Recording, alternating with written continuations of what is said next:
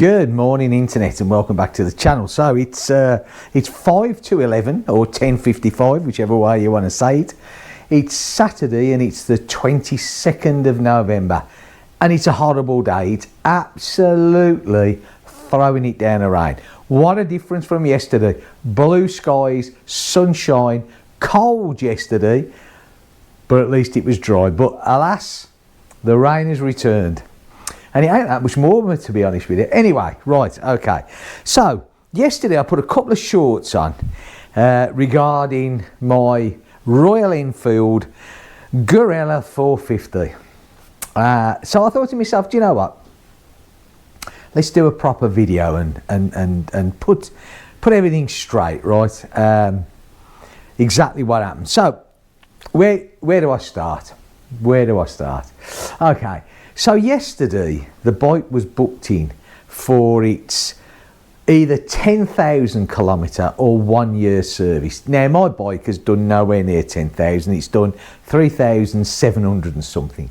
Due to the fact that this year, because I've been building a chalet, I haven't done much of anything really. So, obviously, it was its yearly service, and that's what it was going in for. Now, I've had a history with this bike, virtually from day one, of when I picked it up. It's under 3,000 revs, it runs terrible. It really does. But to be fair, it was a new bike and it had to be running. I remember when I picked up the Himalayan, you know, that was, I remember bringing that home the first day and thought, what have I done? Now I absolutely love the Himalayan. You know, it's running, it runs fantastic. My Meteor, you know, the little 350, what a bike, beautiful, a pleasure to ride. So I thought to myself, okay, you know, it's a new bike, it's got to get itself running. And things did improve, but there was always that, under that 3,000 revs per minute, it plays up, it jumps and jerks. Now, there are people, you know, and I have no doubt in their word whatsoever, right?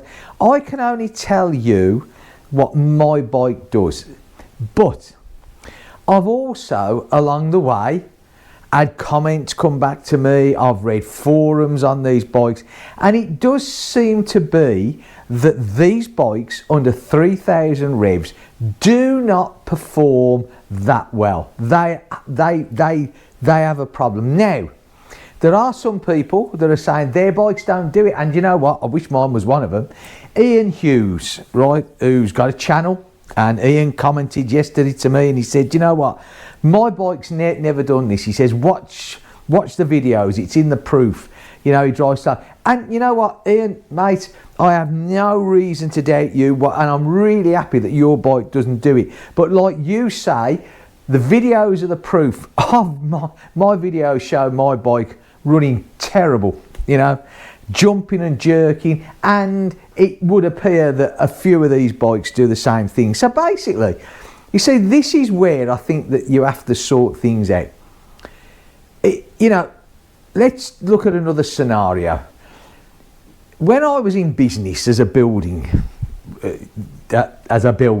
running a building company, if I was to go and buy a drill to drill a hole in a wall, and that drill, under a certain revs, you know, revolutions, did not penetrate the wood or the concrete that I was drilling it in, but then all of a sudden it picked up and it did it, I take it back because it's substandard. It doesn't do what it's supposed to do.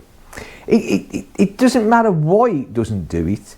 You know, like everybody passes these off. Well, you know, it's because the bike manufacturers have got to be like within the Euro 5, so they're finding it difficult. So at low revs, but that's not good enough, is it? You know, this is the bit that I don't get. And the trouble is, the more people that pass this off and say, oh yeah, but you know, you can change the exhaust system, or you can put a new can on the end, or you can put a whatever management system to make, why should you?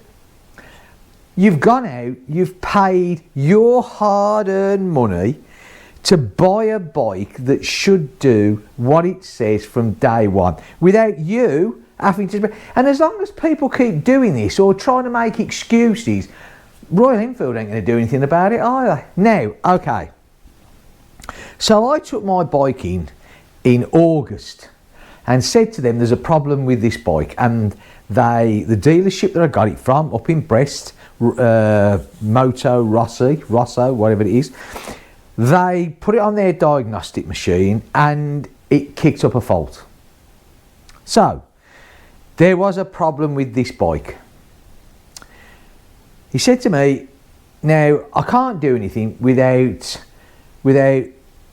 it being okayed from India. Now I found that to be a bit okay, but I didn't buy the bike from India. I bought the bike from you, you know. It doesn't matter how you want to wrap it up, you know, whether you class it as Royal Enfield France, Royal Enfield India, Royal Enfield UK, America, or wherever it is, the dealership that you walk into and buy that bike, then I would think they've got a legal responsibility to honour the 3 years warranty that is supposed to come with any Royal Enfield bike. Let's face it, Royal Enfield make this big thing, don't they? You know, comes with a unlimited mileage, you know, full roadside assistance, blah, blah, blah. Okay. Now, so that started off in August. As yet, the dealership's telling me that they've had nothing back from Royal Enfield. Now, I find that to be pretty bad, really, you know. Obviously, now, the idea yesterday was that I took the bike up there and hopefully, because I'd emailed the dealership previously in the week saying, look, you know, I'd like to get this warranty work sorted out while it's in for its service, because I don't want to keep at this time of the year running backwards and forwards. It's you know, it's an hour and a half journey for me each time, so you know I don't want to be doing it. No, you said, you know, well, you know, I'll try and get it anyway. But of course, yesterday didn't happen, did it? You know, so to recap, so yesterday I left here and I didn't get very far down the road. The bike started doing its jumpy bit again. And it stopped. It just cut out. Now, it's only cut out in the past a couple of times, to be fair. But this just stopped. Bang. Stopped. And it wouldn't start. I tried to start it up. It wouldn't start. Then eventually it started. But my TFT display, nothing. Dead as a dodo.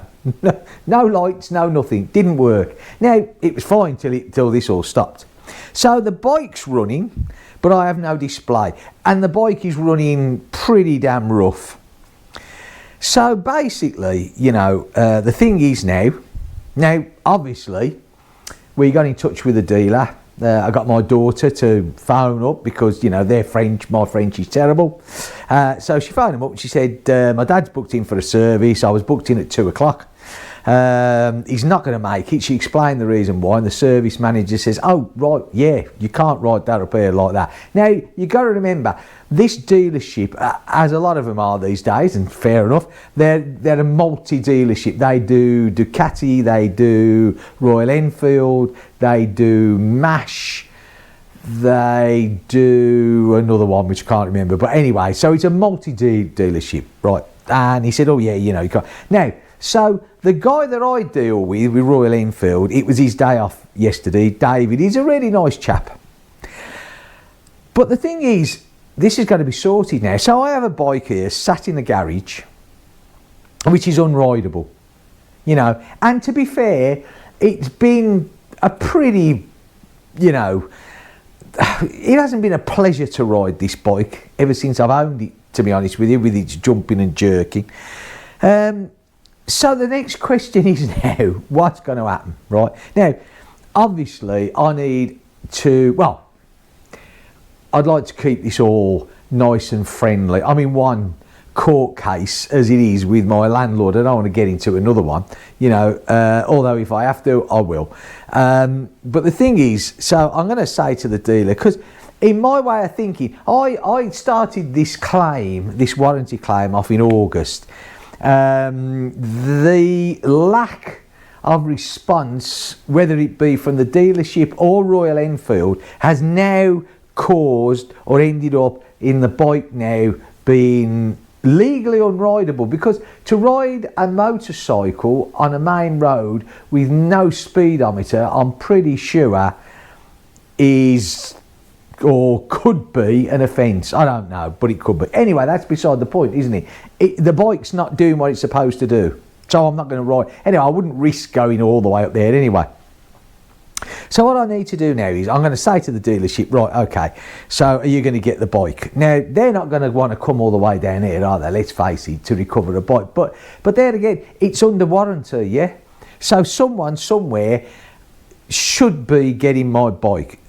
Now, I have, in France, we get with our insurance, it's all tied in. You get roadside assistance, which I've got on this bike, on all my vehicles, cars, bikes, the lot, as well as the Royal Enfield one. So I've basically got two covers on this one.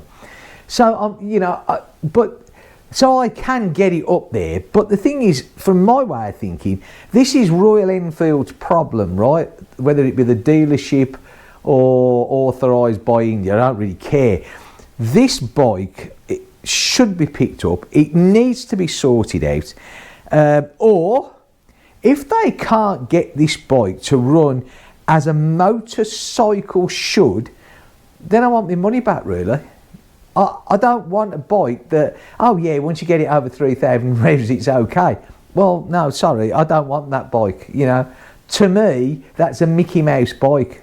You know, a bike should run at any speed without jumping. That's my opinion of my motorcycles. I've been riding motorcycles, you know, for nearly 55 years, and I've never, ever ridden a bike that's done this before. Never. Even back in the old days of the 70s and the 80s, where technology, mind you, technology didn't stand in the way so much then, did it, with all the bits and pieces they put on these days? It's hardly surprising. And there wasn't all the emission regulations, which, you know, it's a good thing there is, obviously. You know, we've got to protect our planet. But then the manufacturers of these bikes should make sure that when they get within the specific tolerances of what they're supposed to do on emissions, that the bikes run throughout the power range. It's as simple as that, really, isn't it? Because, you know, when you buy something, you expect it to work. Anyway, so that's where we're at with my bike. So, yeah, so this is what happens, right? Okay? I mean, you know, just turn you down here, everything works. Yeah, you turn it on, you hear it all prime up the fuel pump. Yeah, there you go, primed up the fuel pump. I don't know if you, there you go. Yeah, so that's all working. Okay, but as you can see, there is no display at all. You fire her up, hang on, just make sure that, I mean, and there you go. Yeah.